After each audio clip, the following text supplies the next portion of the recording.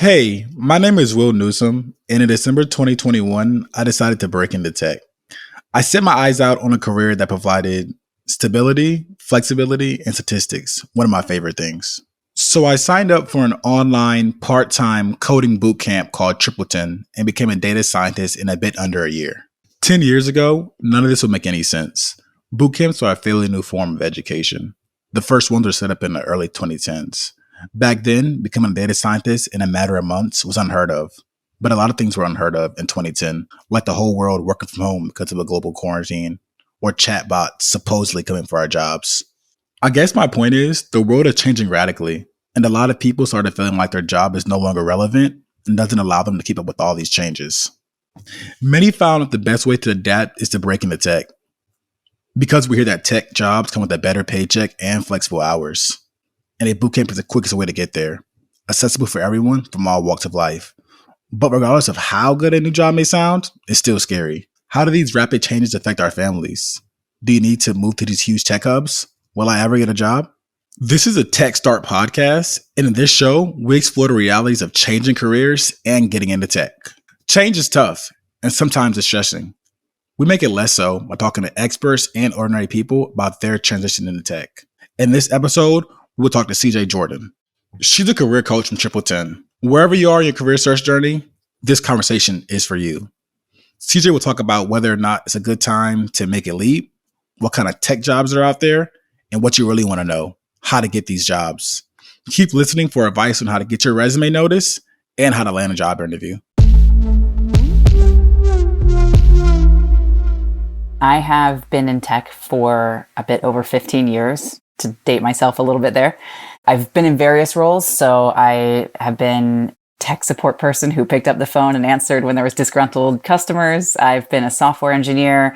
I've been in various roles on the product side, including being the VP of product and engineering. I've really kind of moved around the tech space in a lot of roles. I've done technical enablement and technical documentation writing. So I've had a lot of roles in the tech space at both startups and at enterprise level organizations. Okay, I know you said you were in tech for 15 years, and that's a lifetime in the tech industry.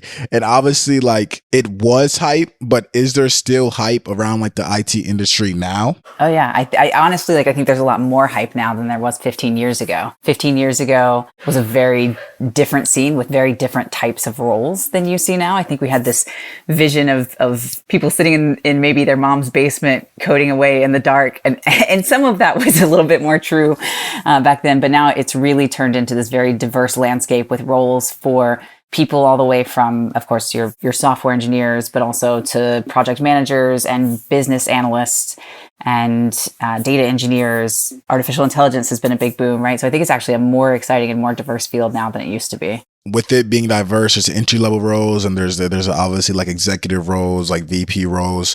What entry-level roles have been genuinely available in the tech industry for, let's say, the last 3 years? I think there's always a need for new talent. The field continues to grow faster than the talent can be created. And so I think there's always going to be entry-level roles across the board. I think the hard thing for entry-level roles is proving that you actually have the requisite skills. That's a really difficult thing to do in entry level, and it's a lot easier to do if you have 6 months of experience, which means when you're brand new and you're going up against people with 6 months or a year of experience, it's a really competitive space. It's just difficult to show, hey, I have the technical aptitude, I have the skills that you need, I'm going to be an excellent hire once I get 6 months under my belt. And so there's a little bit of a tendency in the industry to bias towards those people who have 6 months or a year of experience. So you can say, hey, look, these people actually can prove to me that they have these requisite skills. And for that reason, I think for entry-level roles, networking becomes really, really key, because then you have someone who can vouch and say, yes, this person has a high technical aptitude, they're a quick learner, they're a great study, they're a good teammate, this is someone that you want to have on your team.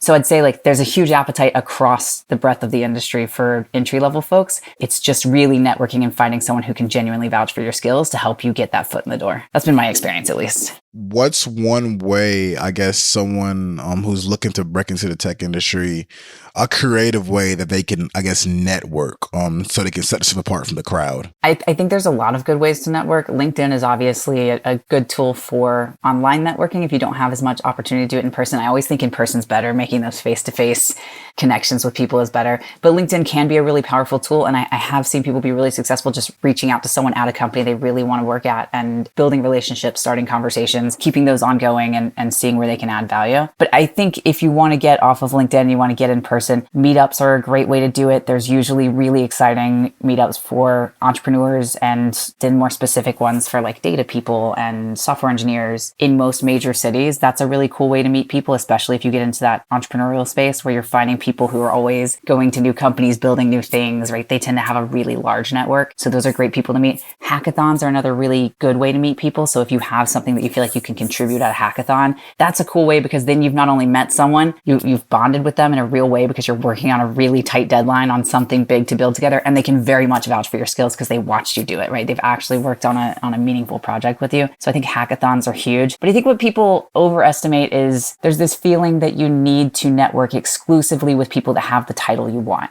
But I've seen plenty of people who got jobs from someone that they went to high school with or went to college with who might be a salesperson at the place they want to work, right? It doesn't have to be someone who's in the role you want to have. It just needs to be someone who knows a hiring manager and has some rapport with them. So it could be someone that you met from a different social club, right? Maybe you're in a kayaking club. Maybe you're a member of a religious organization. All of those places are great networking places as well. And so I think don't limit yourself just to these really techie meetups. That's kind of the key.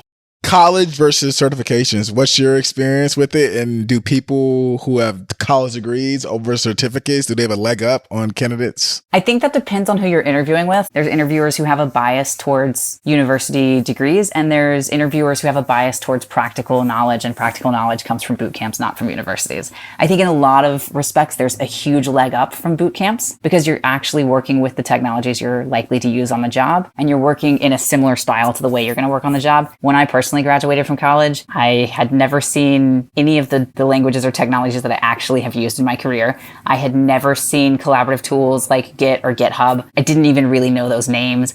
I had never worked with other students on a project. All of our projects were solo projects, so I didn't really know how to collaborate on code.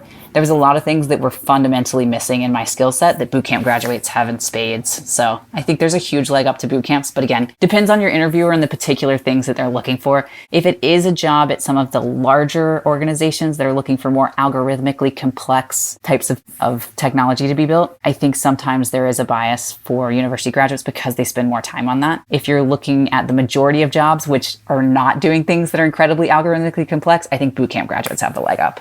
Do you think it's possible for a person to gain like the essential skills like needed to get a software engineering job from a boot camp? Oh, absolutely. I think it's easier to get the essential skills that you need from a boot camp than it is from a university degree. Some people think it's like too good to be true to like start a boot camp, graduate maybe in under a year, then get a new job. It would seem like it's impossible under a year, like get a software engineering job and you're maybe you worked in manufacturing at a warehouse and then you take the boot camp and people go to school for 4 years to do the same exact thing. It just seems like kind of like a far shot. I've seen hundreds of students do it. I've worked at several different boot camps. I've seen literally hundreds of students do it. So I promise you it is very possible. The level of job that you can get and the level of success that you'll have and how quickly you'll find a job depends on a lot of things like your background, your personal aptitude for technology. But if you have an appetite for it and an aptitude for it, absolutely you can do it. Let's say fresh boot camp grad, software engineering, software development boot camp. What's like the average time to get a job after they start applying? That's a hard question to answer. I'll tell you, like on average, what we're seeing now is between 3 and 6 months, but it depends a lot on the student's background. We do have some students who come through boot camps who have either for fun dabbled with coding previously and might have a fun portfolio of projects there, or some of them even have worked years ago as a software engineer and they're trying to break back into the field. Those people obviously are finding jobs much faster than people who have no prior experience and are from a really unrelated field. And so there is a lot of variation from student to student. Aptitude impacts that as well, right? How well you do in interviews. Interviewing is a very specific skill, different to working. Some people are great at interviewing. Some people need a little more practice at it, but 3 to 6 months is a comfortable average.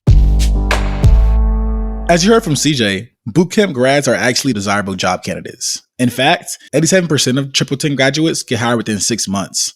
More than half of TripleTen graduates even secured a job before graduation. A lot of people think that like tech is just coding, software engineering. What are some other jobs that like are in tech that aren't really, I guess, confined to coding? Oh, there's tons of them. So a big one is being in the enablement and documentation space. When you look at these large, complex software systems, they need a big enablement landscape to teach users how to use this massive system. That's a great place to be. If you have good writing skills, if you're passionate about teaching people how to use technology, but you're not really interested in writing code, being in enablement is a huge place. And then the jobs are really, the salaries at times can be comparable to software engineering salaries. It's a really lucrative field to be in. So that's a really good one. There's also for more business-minded people and people who are relationship builders, there's roles like being a business analyst, which is a role where you work with clients to figure out the requirements that they need for software that's going to be built. And then you relay those requirements back to the software engineering team. And you help to manage the expectations on both sides. Make sure that engineers are building the right stuff as the client's priorities shift. Make sure the client understands when things will be delivered, what the cost is going to be. It's really kind of a technical relationship building, project management type of role. There's also project managers and product managers. There's really any role and any skill set that you have, there is an open position for it out there. What are some things that like potential employers are like really looking for in, I guess, an entry-level tech resume? So I'll say I can only speak for when I'm hiring folks. For me, I think it's hard to stand out on a junior resume or on any resume. I mean, really, you just get a lot of applicants coming in, some of them qualified, some of them not. But when you're a hiring manager and you're looking at dozens of applications, honestly, they start to blur together a little bit. That sounds bad to say, but I think that's true. And so having some personality and standing out, I think is huge. I was the other day looking through resumes with someone, and there was someone who used to be a winemaker, and and they're transitioning into software engineering through a project that they worked on at work, building some data project around wine. That's just like fundamentally unique and cool, right? Who meets a winemaker? I've never met a winemaker. Their degree was in cellular biology. They really had an interesting and neat background, and like that stood out. That stands out considerably. Having some personality, having something cool about you makes everyone go, man, I kind of just want to talk to this person, so I think I'll call him back. Okay, that makes sense. I probably should add to that the other thing is being able to demonstrate skills, right? And I think a lot of entry-level people fail to really demonstrate that they have the skill. It's really just, again, that skills list. They're listing off technologies without proving they have that experience or that skill set. And so I think having links to live deployed projects, particularly projects that you've worked on with other people in a team type setting, that's huge. So much of people who say like, you'll ask a really simple question and they'll say like, well, I don't really actually have any work experience, but, and I'm like, please don't lead in with, I don't have, I mean, it's fine. I saw your resume. I know that you're entry level, but like, let's not highlight your lack of experience. Let's highlight the amazing knowledge that you have, the skill set that you have, all of the things that you have learned, all the practical experience you learned, even if it isn't in a professional setting, right? Just don't kick off your answer with, I don't really have work experience. Oh, that's a good trick. I know I do that all the time. Is it true that HR managers only look through resumes for like 5 seconds maximum? I don't even think that's just HR managers. I'll say when I'm hiring, I do the same thing. I mean, it's a time thing, right? There's a large quantity and there's not a lot of time in the day. So I'll say, I probably don't look at a resume for more than maybe max 20 seconds before I've made some decision as to whether or not I at least want to dig in further, right? Not to say I won't dig in further before I make the call, but within 10 or 20 seconds, I know if I want to dig in further. And then as a hiring manager, I'll actually look through the actual technical projects and see if there's the technical expertise there to warrant the interview. But I think first impressions matter tremendously. I mean, I know you said you had the interesting winemaking candidate. What are some things that maybe you would put on your resume if you were trying to apply for a job? Let's say like when you were first getting started in tech 15 years ago. I probably look a lot like your typical tech candidate. And so I do think it's a little bit hard to figure out how to stand out, especially if you don't have this wild and varied background. I do think that there are still ways to appeal to the interviewer and appeal to them quickly. And I try to get all of that at the very top of the resume. And I think one thing that's big for me as someone who loves to be in the startup space, I think something that's really important to me is finding people who are really excited by the company's mission. And that's something that people often leave off their resume. They're really talking about, here's my skills, not here's why I'm super excited about what your company does. Here's why I can't wait to contribute to your mission. saying, here's why I'm going to be an excellent fit. Here's where my passion comes from. I think that's a huge way to grab people's attention, because if I know that I'm obviously excited about the company I work there, if you're excited about the mission too, I know that we have this shared value and the shared bond that we're going to hit it off pretty quickly on. And so we're going to stay aligned on things. Not to say when we work together, we're not going to have disagreements. We certainly will, but we're driving towards the same North Star. And that's big. So I think that's it. If you can really convey passion in those first couple of sentences, that's huge. Okay. If a person is looking to like maybe switch their career to tech, should they aim straight for like a full-time job, or is like freelancing a better option for them? I think full-time jobs are the better option. If you're a freelancer, you maybe could build up the business. It's a little bit tough if you don't have the portfolio to build it, but you maybe could build some freelancing business. The problem is you're not working under anyone's mentorship. And when you're a junior in a role, you typically don't know how to do it at an expert level. That's what makes you junior. So probably you're making some missteps along the way, and you're probably ingraining those into your process in a way that's actually going to be detrimental further down the line. And so I always think there's a preference for working on a team with someone who's more senior, who can really give you that mentorship and say, hey, here's the best way to do it and here's why, and really enhance your learning in those ways. Not to say people haven't become incredible in all sorts of roles from freelancing. I just think it's a more difficult route. Is there ever going to be a point in time where like we're oversaturated with like software engineers or data engineers? I think we've seen that in some foreign markets. There's certainly a possibility for too many engineers. I don't think there's a possibility for too many qualified engineers. And I think those are radically different things. I know you said you work in the startup community. Obviously, the startup community is very volatile. How volatile are the tech jobs? Like you said, it can be a volatile space, but it's a very exciting space. And for me, it's a space that I love to be in, because it is really working with a lot of people who are mission driven and aren't just there kind of 9 to 5 to get the work done, but instead are there to make a difference and to really drive the company forward and to drive the mission forward. And that for me is exciting. And also it's an opportunity to be a lot more impactful. There's fewer employees. And so you can really impact the direction and the strategy of the company in a huge way. And I love that. I do think there's a risk inherently with startups. It depends on the stage at which you join. If you join as one of the first 10 employees at a startup, the risk is going to be much bigger. The potential reward is much bigger, but the risk is much bigger as well. If you join a startup that's experiencing rapid growth and you're getting caught up in that rapid growth hiring cycle, typically the risk is a little bit lower. You've seen their growth for 2 or 3 years. You know that they're growing tremendously year over year. Investors are very interested in them. There's probably some exit strategy for them to either go public or to go through some acquisition. And those tend to be a bit more stable. Not to say none of them have imploded, but huge public companies have also imploded. So there's always a risk in the job market. Are there any fields in tech that are like notorious for high turnover? I know when I was studying in school, they said nurses had a high turnover, a high burnout rate, and I think plumbers had a high burnout rate. Obviously, those aren't tech careers, but are there any tech careers that have high turnover rates? I think at the junior level, in my experience, a lot of tech careers have high turnover. And that's not because the jobs aren't awesome. It's because there's such a demand for qualified people in technical roles that oftentimes, unfortunately, your opportunity to maximize your earnings comes with moving companies. So a lot of times you'll see juniors who come into a company and in 6 to 18 months have competing offers from other companies that are much more attractive in terms of salary than their current role, and they tend to jump. So early in careers, I think every role across tech has a tendency to have a high turnover just because people have more exciting offers coming in. And then as you get more mature in your profession and in your career, it stabilizes out a lot. I know like there's been like a kind of a boom over the last few years, like no code websites. How has like the demand of technical skills like changed or maybe evolved since you've started in tech industry till today? I think that low code and no code is certainly becoming popular. At this stage, all of the low code and no code platforms that I've worked with still require a level of technical expertise that typically has a developer specific to that low code or no code platform. So I don't think that it's reduced the number of jobs, but it has certainly created specialized jobs, which can be really cool for people who do want to break into the industry and want to have this special niche where they are this low code, no code engineer that builds out systems for people that then the lay people and the non-technical people can tweak a little bit with these low code, no code platforms. That may change in the future. I do think obviously there's going to be some impact from the boom in AI. I think there's going to be some changes in the field from that. I think mostly it's going to create new niche jobs that are going to be really interesting and cool. My hope is that it'll get rid of some of the work that none of us as engineers enjoy doing, that it'll do some of the simpler tasks some of the test writing, which is not necessarily simple, but is tedious and boring. I would love to not have to write tests anymore. I would love to not have to write documentation anymore. That would be really exciting.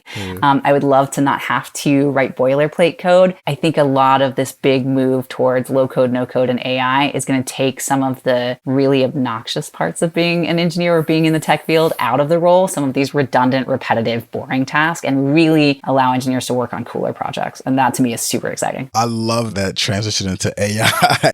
With the advancements in automation and like artificial intelligence, how do you, obviously you said that it's going to hopefully take away like the tedious parts of your job and software engineer's job. What else do you see like artificial intelligence and automation affect? Like I know a lot of people, they're like, it's a lot of fear mongering, like, oh, like they're gonna be no jobs in 20 years. We're all gonna be like, I don't know, like what we're gonna be doing. But like, what's your opinion on that? I'll tell you my opinion, and my opinion is probably not worth nearly as much as a lot of other people's opinions that are more informed and much smarter than I am. But my opinion is there are going to be some jobs that no longer exist because of AI. I don't think those are largely going to be in the tech space. I think that's going to be, I think there's going to be a reduction in some customer service roles. I think there's going to be some reduction in documentation writing potentially. I think there's going to be a reduction in some marketing roles. We've seen already that AI is really good at creating marketing content. It kind of those junior level social media curator roles that you see in marketing a lot. I think AI is really well suited for that at this point. And I think there's likely to be some reduction in staff and in headcount in those areas. I think there's going to be a boom in headcount over on the tech side, right? Everyone's going to need engineers who can integrate AI into their systems in really unique ways. And so I think you're going to see a lot of cool, neat, new tech jobs coming out of that require a lot of technical expertise.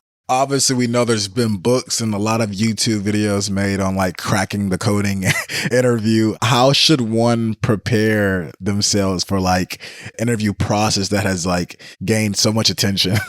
Practicing interviewing is really key because it is its own unique skill set. One of the hardest things that you have to do during an interview is perform a task that you probably didn't have access to prior to the interview while people watch you do it. And that's just a hard thing to do. Like doing anything, there's performance anxiety that comes into that makes it really difficult to perform in those scenarios. And then we have this tendency as people to go really internal when we're thinking through a problem and trying to solution. But during an interview, interviewers want to know what you're thinking. So they're looking for you to talk through the problem and talk through your thought process. And that can be really almost embarrassing and very vulnerable feeling to talk through all of what you know are wrong answers, right? You're going through a litany of wrong solutions in your head before you land on the right one. And that's an intimidating thing to do. So I think practicing that skill, getting with friends, having them watch you walk through wrong solutions over and over until you arrive at the right one helps to normalize that a little bit more. I do think another thing is practicing, like you said before, a lot of junior folks are self-defeating. A lot of them get into this self-talk that's, well, I don't really know that, or I'm not, I don't really have experience there. And I think that can hurt you a lot in an interview. I always tell people that in an interview, I don't know, period, is the worst answer. I don't know is not bad, but I don't know, period, that's my full answer, is the worst answer that you can give. But that the purpose of an interview is for the interviewer to get to know you and learn about you and hopefully learn some things that tell them, hey, this person has the requisite skills. And if you just say, I don't know, period, full stop, that's my answer,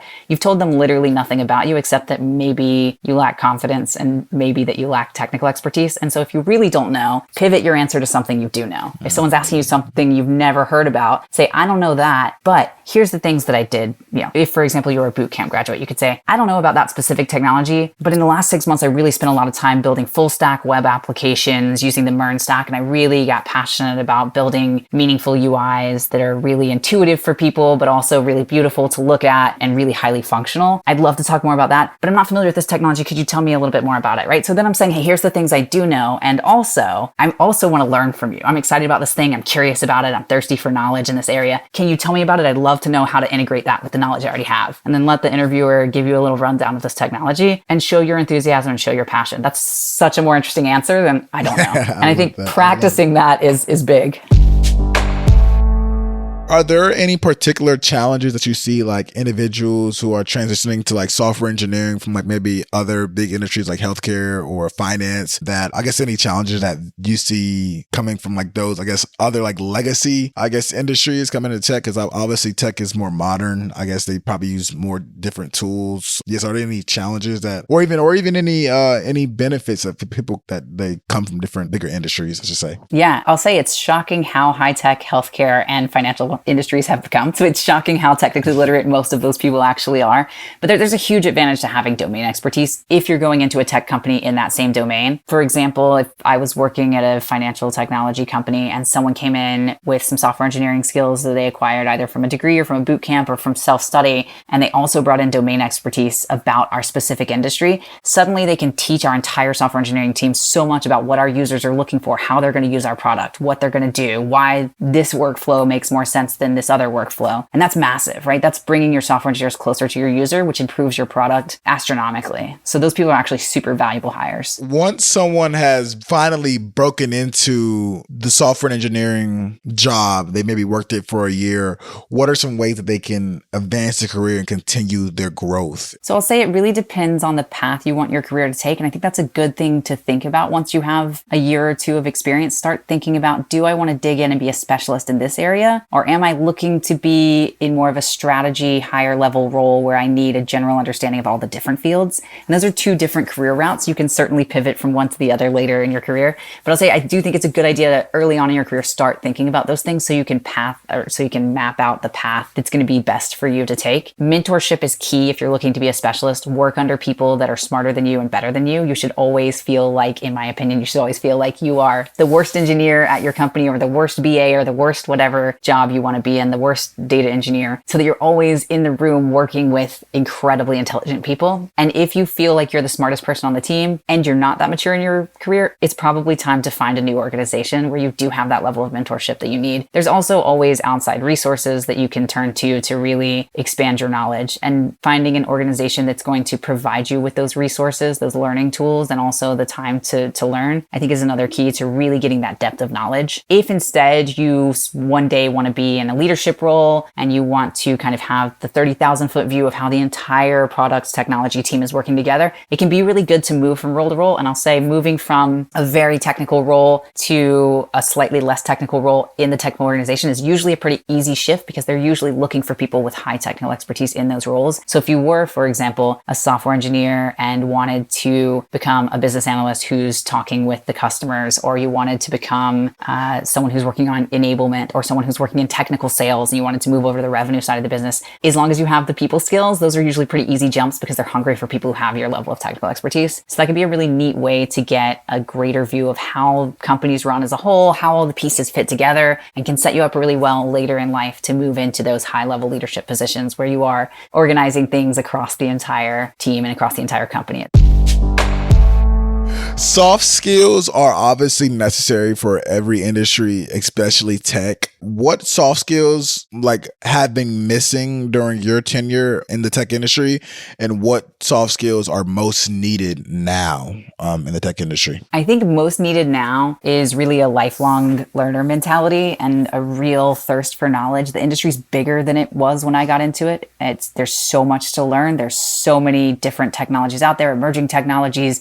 It seems like every year there's some new way that everyone's doing things and you need to stay up to date. And I think having that hunger for learning is huge, and being able to convey that in an interview is massive. Knowing that you have someone on your team who can learn things and learn things quickly as your company evolves to tackle innovative problems is massive. And so I think that's the biggest one for me. The other thing though is all of the typical historical soft skills that mattered all the way back to the beginning of time still matter tremendously. At the end of the day, if I have someone that goes through an interview and they're pretty good and I just really like them and want to work with them, and I have someone who goes through and they're great, but I'm not totally sure that spending 40 hours a week with them sounds fun, I'm going to hire the person that I enjoyed every time. And so is every other engineer that I know. You're always hiring people you want to work with, especially if they're teachable. Very true. I like that. Lifelong learner mentality. Obviously, you said tech gets new updates, new technologies every month, day. How does one not get overwhelmed with the level of change in the industry? I think you just have to go into it excited. I think it has to be something that you just love not knowing and learning. And that does take a while to get comfortable with, because it's hard to be an expert when there's a new way of doing it every year or two. The cool thing about it is you can quickly become the expert, because if you spend more than, let's say, 80 hours studying something that's only been out for a few months, you almost definitely know more about it than anyone else in the room. And so you can be the resident expert even if there are no true experts out there. And that's kind of cool. That's an empowering place to be, and it allows you to be really impactful in the direction your team takes. I think that's a neat thing to do, but it is different than a lot of other fields. And so it does take a little while to get comfortable with that.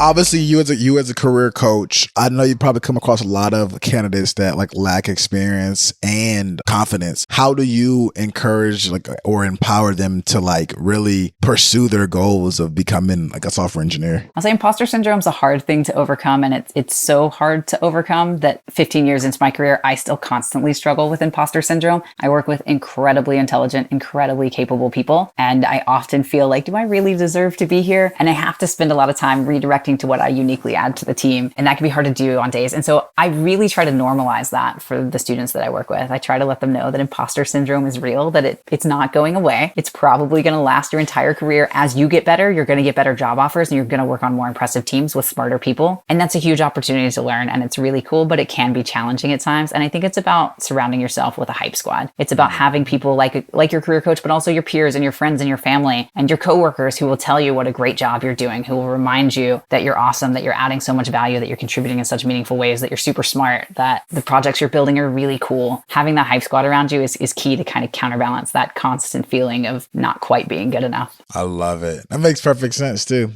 Well, CJ, it has been an honor talking to you. We've gained so much knowledge and expertise during this interview. Do you have, I guess, one line of advice for those seeking a career change or even considering a boot camp to make the jump into tech? I'd say for people considering joining a boot camp, let me think through a one-liner. I'm not good at one-liners. I'm good at 15-liners. You're good. 50-liners. But I do think every role in every industry is moving towards technology, and there's never been a better time to move into tech than there is right now. And so if you're considering it, I'd say go for it. Go for it. From CJ, the career coach, 15 years in tech. Thank you so much. Y'all have a great day. Will, it was a pleasure. Thank you, CJ.